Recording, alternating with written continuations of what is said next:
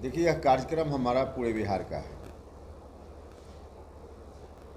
और इस सिलसिले में बिहार के कई जिलों का कार्यक्रम करते हुए कल हम सीतामढ़ी आए। सीतामढ़ी में कार्यक्रम हुआ और पहले ही से तय है कि इस बार किसी भी ज़िला में जहां जाएंगे, रात में यदि रुकने की ज़रूरत होगी तो रात्रि विश्राम जिला मुख्यालय में, सर्किट हाउस होटल में नहीं, कहीं गांव में होगा। तो उसी सिलसिले में हम चाहते तो सीतामढ़ी रुक सकते थे, लेकिन हम यहाँ रात में रुके हैं। और ऐसा नहीं कि सिर्फ सीतामढ़ी, बाकी ज़िला में भी रात का विश्राम गांव में ही होता है। और गांव में रुकने का एक खास मकसद है कि सीधे गांव के लोगों से मिलकर उनसे हम बात करते हैं। सरकार की जो योजनाएं चल रही हैं, उन योजनाओं का लाभ कितना लोगों को मिल रहा है, नहीं मिल रहा है, क्या कठिनाई है, सीधे जो लाभुक लोग हैं जिनके लिए सरकार योजना बनाती है, जिसके बारे में कहा जाता है कि गांव की अंतिम पंक्ति का व्यक्ति, हम उनसे मुलाकात करते हैं। आज भी सुबह हम गए एक दलित टोला में, मॉर्निंग वॉक के समय का यह कार्यक्रम हर जिला में होता है। वहाँ के लोगों से भी हमने बात की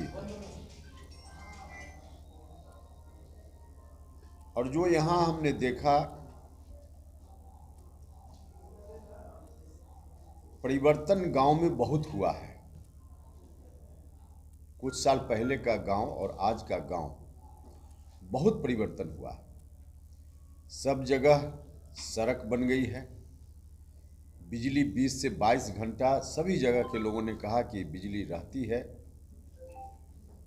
गरीब की झोपड़ी में भी बिजली का बल्ब जलता है। साफ सफाई की भी व्यवस्था दिखी।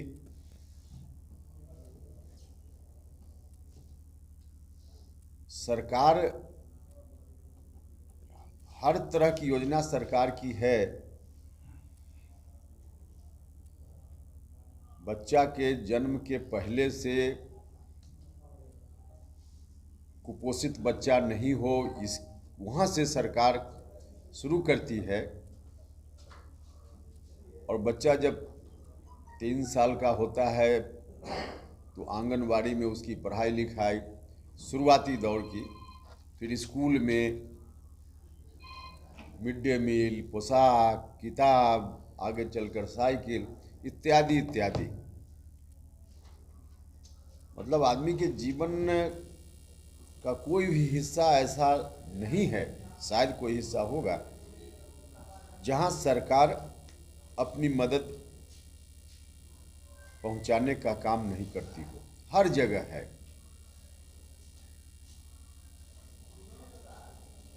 लेकिन उसमें कुछ जगह उसका लाभ लोगों को मिल रहा है, कुछ जगह लोगों को आंशिक लाभ मिल रहा है और कुछ जगह लोगों को लाभ नहीं मिल रहा है, जो सच्चाई है जमीन की।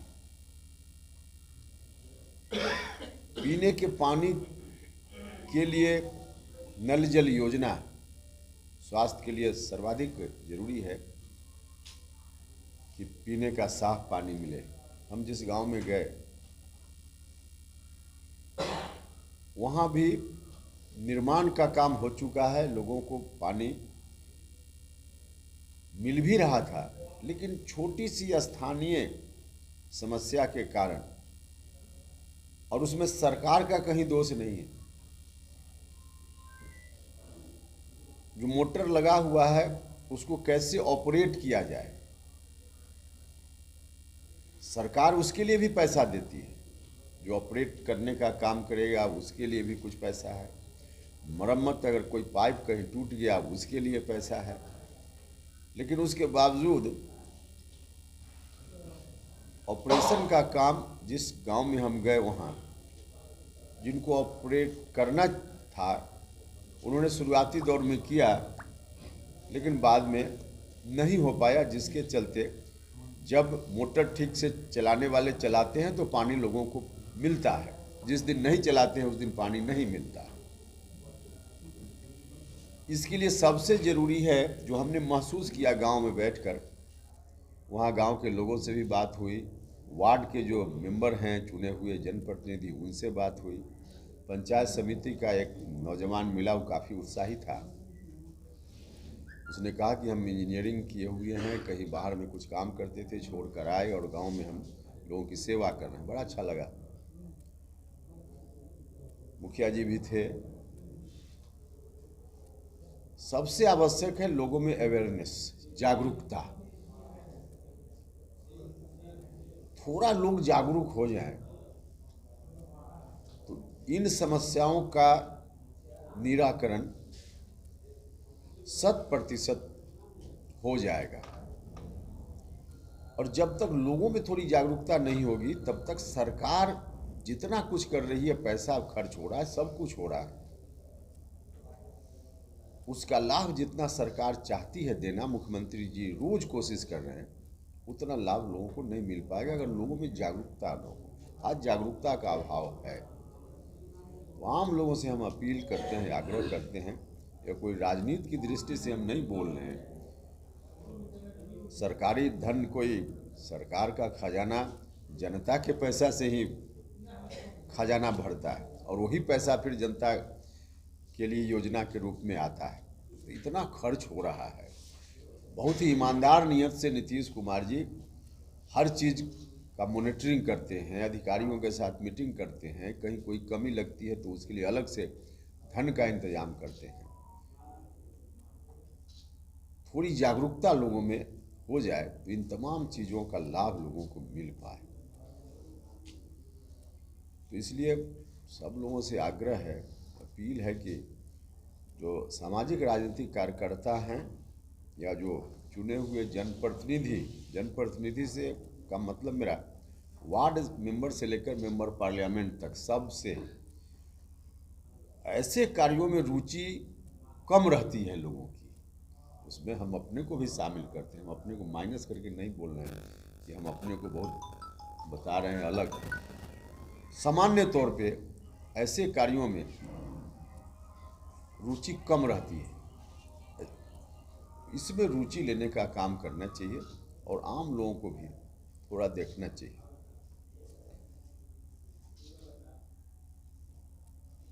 मुख्यमंत्री जी निरंतर हर तरह से चाहते हैं कि बिहार आगे बढ़े। हम सब लोग मिलकर उनकी मदद करें, उनका सहयोग करें, हम लोगों का दायित्व भी बनता है। अब कुछ दिनों के बाद लोकसभा का चुनाव आएगा। लोकसभा चुनाव की चर्चा होती है तो न सिर्फ बिहार के लोगों का बल्कि देश भर के लोगों का ध्यान अब नीतीश कुमार जी की ओर जाता है, क्योंकि आज की तारीख में बिहार में जितना अच्छा काम हुआ है और नीतीश कुमार जी का जो अनुभव है, योग्यता है, उसके चलते देश भर के लोगों का ध्यान नीतीश कुमार जी के ऊपर है। और आज ज़रूरत इस बात की है कि केंद्र सरकार में जो बैठे हुए लोग हैं उनसे मुक्त कराया जाए इस देश को अगले चुनाव के माध्यम से। तो इस दृष्टि से महागठबंधन भी बना बिहार में। महागठबंधन के साथ सब लोग गोलबंद हों, हैं भी गोलबंद लोग, लेकिन और भी जो नहीं भी हैं उनसे भी आग्रह है कि सब लोग मिलकर गोलबंद हों और ताकत नीतीश जी को मिले, ताकि आगे आने वाले दिनों में बिहार की भूमिका केंद्र के स्तर पे भी मजबूत स्थिति में बन पाए। और इस बार यह संभव है, अवसर है बिहार के लोगों के लिए। अब तक उदाहरण के लिए जैसे विशेष राज्य के दर्जा की मांग बार बार अलग अलग पार्टियों ने, कई बार हमारी पार्टी नीतीश जी ने तो लगातार इस मांग को उठाया केंद्र सरकार के समक्ष, लेकिन लोग ध्यान नहीं देते हैं। अब इस बार अवसर है, इस अवसर का लाभ बिहार के लोगों ने उठाया तो अगली सरकार ऐसी बन सकती है केंद्र में कि विशेष राज्य का दर्जा मांगने के लिए, बिहार का हक मांगने के लिए हमको बहुत कठिनाई नहीं होगी। बिहार ही वहाँ निर्णय लेने की भूमिका में हो सकता है। इसलिए सब लोगों से आग्रह हम करने के लिए घूम रहे हैं बिहार भर में, और सीतामढ़ी भी आपके बीच भी इसी मकसद से आए हैं। यही है, बाकी और कोई सवाल आप पूछिएगा तो बताएं। सर, स्थानीय एक सवाल है। 2019 में यहाँ से 5 किलोमीटर दूरी पर एक पुल टूटा था। अभी तक कम से कम सीतामढ़ी जिला में दर्जनों पुल बन गए होंगे, लेकिन उस पुल पर कितनी भी बार लिखा गया, यहाँ के स्थानीय लोग, स्थानीय जनप्रतिनिधि सभी ने सवाल उठाया, पर आज तक वो पुल नहीं बना है। अगर वो पुल होता सर, तो आप 10 किलोमीटर में आते, जबकि अभी आप 20 किलोमीटर तय करके आए होंगे इस जगह पर। तो उसके बारे में हमको जानकारी पहले से नहीं, हम जानकारी लेंगे। आप बता रहे हैं तो जानकारी लेंगे, और हम भी देखेंगे क्यों नहीं बना अभी तक। बनना जी सर, 2019 में ही बाढ़ में टूटा। हाँ, तो टूट गया होगा, देखते हैं उसके बारे में, जानकारी लेंगे तभी कुछ बता पाएंगे। सर, जैसा केंद्र की राजनीति के विषय में कहा जा रहा है, उस विषय में सर गुजरात के मोरबी पुल के विषय में सर आपका क्या कहना? देखिए, उसके बारे में तो साफ साफ बात सामने आ ही गई है कि किसी की लापरवाही के चलते कितने लोगों की जान चली गई। और लापरवाही सिर्फ जो एजेंसी थी उसकी नहीं थी, जो मॉनिटरिंग करने वाले लोग थे, निगरानी करने वाले लोग थे। वहाँ पुल पर एंट्री के पहले शुल्क भी लेने का इंतज़ाम था। शुल्क लेने का इंतज़ाम था, उसमें पैसा की वसूली हो रही थी। कितने लोगों को एक बार जाना चाहिए पुल पर, कोई देखने वाला नहीं था। तो कुल मिलाजुला कर वहाँ जो सरकार प्रशासन में लोग हैं उनकी जवाबदेही थी। ऐसे वो जांच चल रही होगी, लेकिन प्रथम दृष्टया तो दिखता है ना कि वहाँ जिनकी जवाबदेही थी निगरानी करने की, उन्होंने निगरानी नहीं की ठीक से, इसलिए ऐसा हादसा हो गया है। जो भी दोषी है उनको सज़ा मिलनी चाहिए। और बाकी इसी तरह की एक घटना पश्चिम बंगाल चुनाव के पहले हुई थी, जिसमें बहुत कम लोगों का डेथ हुआ था, 10-12 लोगों का शायद डेथ हुआ था। और उस वक्त आदरणीय प्रधानमंत्री जी गए थे पश्चिम बंगाल में भाषण करने, तो उस समय क्या क्या कमेंट उन्होंने किया था पश्चिम बंगाल सरकार के ऊपर। आज तो उससे कई गुना बड़ा हादसा गुजरात में हुआ है। तो कई मामलों में देखते हैं कि बीजेपी के लोग, इवन हमारे प्रधानमंत्री जी भी, किसी दूसरे के साथ घटना होती है तो अलग ढंग से उसकी व्याख्या करते हैं। जैसे महंगाई है, जब गुजरात के मुख्यमंत्री थे तो महंगाई के बारे में, डीजल का दाम बढ़ गया, क्या क्या बोलते थे। और आज का बयान उनका तो सब सामने है, लोग देख रहे हैं बीजेपी के लोगों का रवैया। लोकसभा चुनाव में लोग इसका असेसमेंट करेंगे। नल योजना पूरी तरह फेल इसको माना जाए क्या? नहीं, बिल्कुल नहीं, पूरी तरह फेल नहीं है। जैसा कि हमने कहा, ऊपरी शहर है, वहाँ नल जल तो बिल्कुल फेल है। पुपरी शहर फेल हो सकता है, हमको नहीं मालूम पुपरी के बारे में, लेकिन इसका मतलब पूरा बिहार फेल हो गया ऐसा नहीं कहा जा सकता। हम जिस गांव में गए थे, अभी हम देख कर आए हैं, वहाँ ऑपरेटर जिस दिन मोटर चलाता है उस दिन पानी आता है, अभी भी नहीं चलाता है उस दिन पानी नहीं आता है।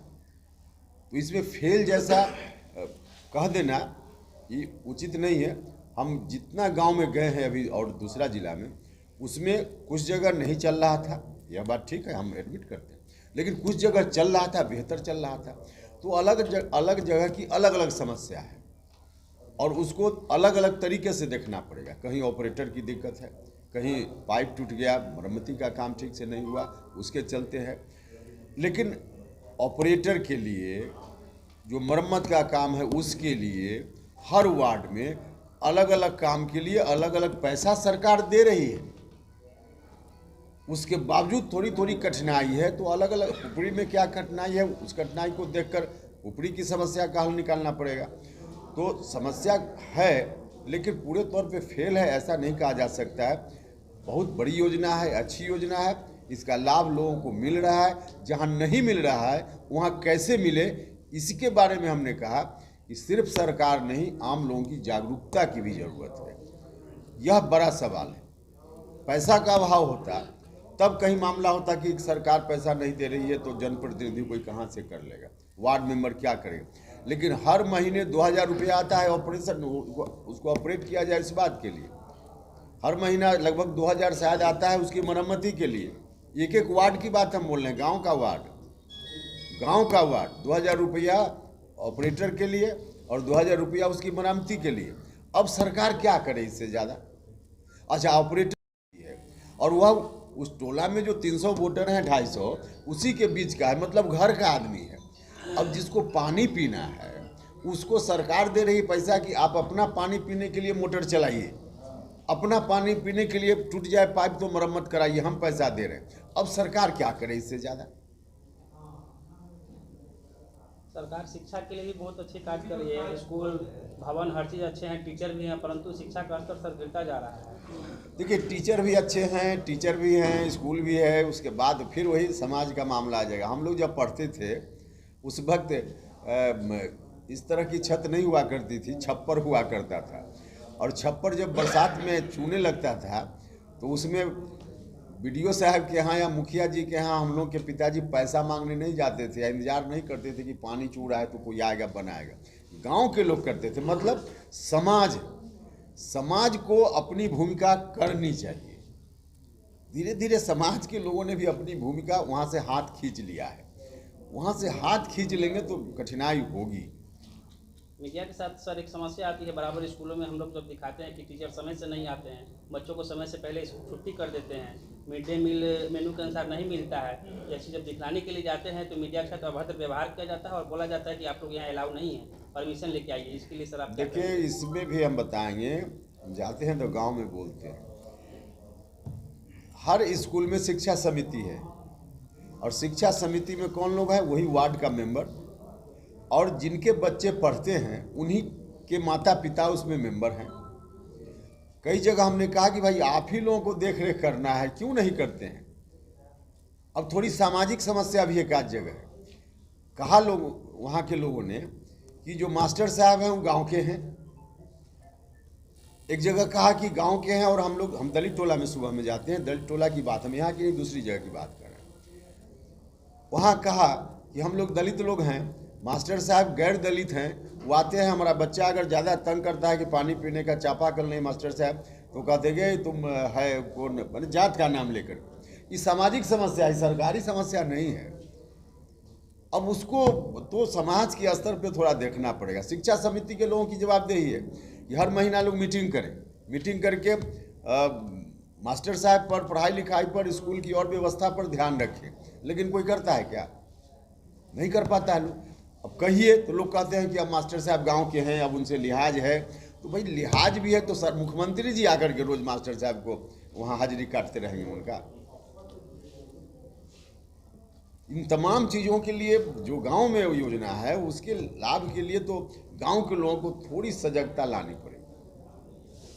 तो ठीक बोल रहे हैं आप, जाते होइएगा तो लोग थोड़ा कर, हम लोग जाते हैं तो नहीं कर पाता है, इसलिए कि लगता है कि इनके साथ करेंगे तो और बहुत सारे लोग हैं, दिक्कत होगी। अदरवाइज कोई अकेले चला जाए तो लोग है जो नॉट अलाउड। हम लोग पास लेटर है, आप लोगों को नहीं आना है अंदर, परमिशन लेके आइए। हम लोग किस किस से परमिशन लेके जाते रहेंगे, कौन कौन से स्कूल में सर? नहीं, ठीक बोल रहे हैं, आपकी बात से हम सहमत हैं। होगी ऐसी बात।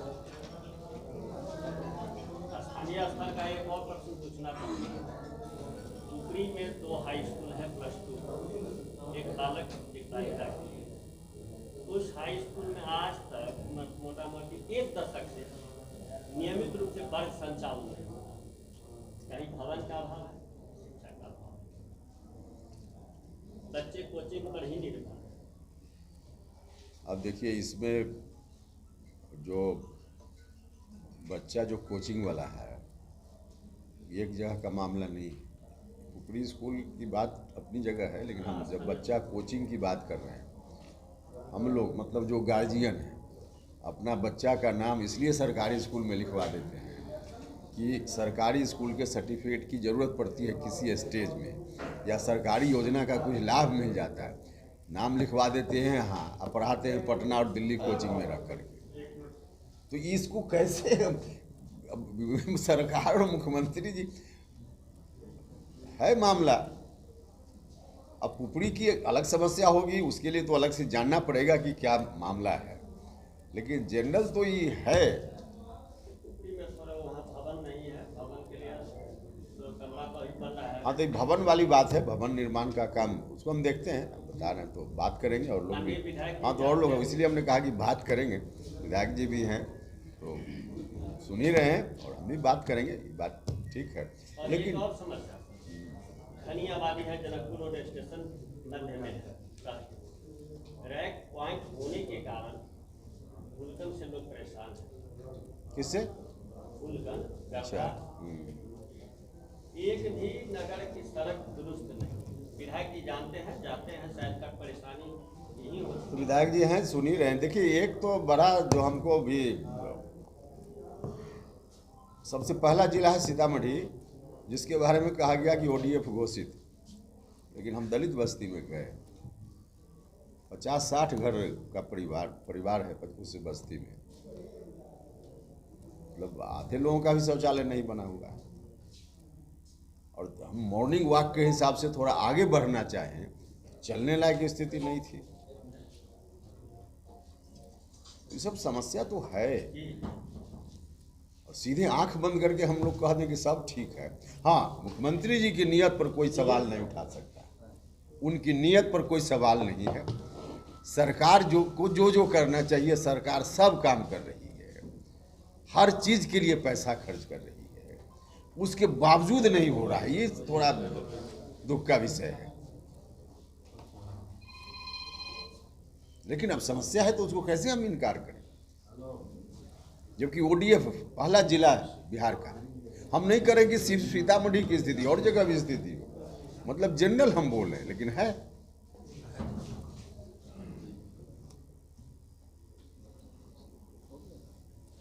पिछले कुछ महीनों से सर जो भी प्रखंड स्तरीय पदाधिकारी हैं, उनके साथ जिला स्तरीय पदाधिकारी मिलकर पंचायतों का दौरा करते हैं, जिसमें आंगनवाड़ी, विद्यालय, इस तरह के नल जल व्यवस्था सभी को देखा जाता है, जिसकी जानकारी फिर जिला को दे दी जाती है। लेकिन जहां तक हम लोगों का सर्वे है, हम लोगों ने देखा है, फिर उसमें कुछ सुधार नहीं होता है। अब तो कहाँ के बारे में दौरा हुआ और क्या हुआ, वो अब सभी पंचायत का लगभग सर बाजपट्टी में हो चुका है। तो उसमें तो हम वैसे कैसे हम बता देंगे, हम तो खुद जाकर देख के आए हैं जो हम बता रहे हैं। बाकी स्पेसिफिक कोई बात है तो जब तक हम उसकी जानकारी हमको अलग से नहीं मिलेगी तो हम कैसे बता देंगे। सर, अंत में बताइए, बिहार विधानसभा उपचुनाव के बारे में कुछ कहना चाहेंगे? देखिए, उपचुनाव का जो परिणाम है, बीजेपी के लोग खुशफहमी के शिकार हैं। एक जगह तो महागठबंधन का उम्मीदवार बहुत ही अच्छा अंतर से चुनाव जीता, दूसरी जगह गोपालगंज में जो जीत हुई है वो किसी पार्टी की जीत नहीं है, बीजेपी या किसी दल की जीत नहीं है, सहानुभूति की जीत है। सहानुभूति के कारण जीत हुई है, नंबर 1। नंबर 2, इसके बावजूद थोड़ा सा जो महागठबंधन के वोट का बिखराव हो गया, 2 उम्मीदवार जिनमें से एक को लगभग 8,500 वोट मिला और दूसरे को लगभग 12,000 वोट मिला। यह एक वोट महागठबंधन का था। इन दोनों वोटों को जोड़ दीजिए तो 20,000 वोट महागठबंधन का, और इस 20,000 वोट के हिसाब से यदि चुनाव परिणाम हो तो 18,000 लगभग वोट से महागठबंधन का उम्मीदवार वहाँ जीत सकता था। अब आगे हम लोग ध्यान रखेंगे और आम लोगों से भी अपील है कि हराने के लिए कोई खड़ा हो जाए तो उसको लोग वोट न दिया करें, क्योंकि हराने के लिए लोग खड़ा होते हैं तो हराने में खड़ा हो जाते हैं, और जिनको नहीं जीतना चाहिए लोग जीत जाते हैं। तो यह महागठबंधन के लिए अलग से देखने का विषय है, वरना बीजेपी कोई अपने वोट से जीत गई हो ऐसा नहीं। सद्भावना बचाओ देश बचाओ टाइम यात्रा, हो गया बहुत भैया, सद्भावना बचाओ देश बचाओ यात्रा के तहत जो पूरे बिहार का एक दौरा कर रहे हैं, क्या मकसद है? अब मकसद बहुत बता चुके आप सब, बाद में अब लास्ट में आए तो फिर अब ओपन करना संभव नहीं। नहीं, आप ले लीजिएगा इन लोगों से। अब ये आप शुरू वाला सवाल अब अंतिम में कर रहे हैं, अब कहाँ, अब इतना कैसे? Thank you sir. चलिए, बहुत धन्यवाद।